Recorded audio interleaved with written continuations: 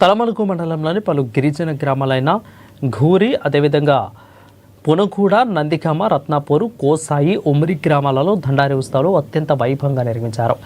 గిరిజనుల సాంప్రదాయ కుస్సాడి నృత్యాలు ఆకట్టుకున్నాయి.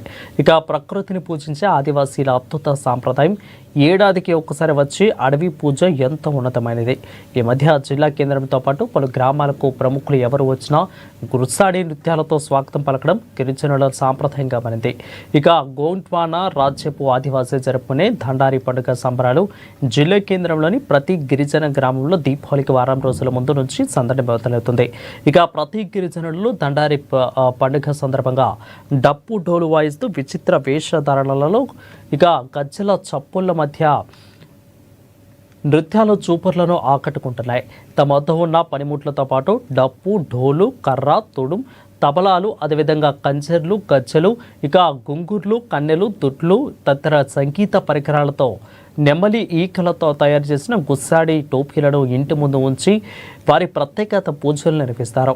శరీరానికి బూడిద పూసుకొని నడుముకు జంతువు చర్మాలను లేదంటే ప్రత్యేకంగా కుట్టించిన దుస్తులను ధరిస్తారు. ఇక అదేవిధంగా కాళ్ళకు గజ్జలు కట్టి గ్రామ మధ్యలో గల చావడిలో సామూహికంగా టప్పు వాయిద్యాల చప్పుళ్లను అనుగుణంగా నృత్యాలను చేస్తారు. ఇక గుస్సాడి వేషధారణలతో ఉన్నవారికి బొట్టు పెట్టి పాదాభినందన చేస్తారు. వారం రోజుల పాటు సాగే గుస్సాడి నృత్యాలు, మహిళల కోలాటాలు, యువకుల కేరింతలు ప్రతి గిరిజన గ్రామంలో ఓ జాతరను తలపిస్తుంది. దీపావళి పండుగతో ఈ కార్యక్రమానికి ముగింపు చేస్తారు.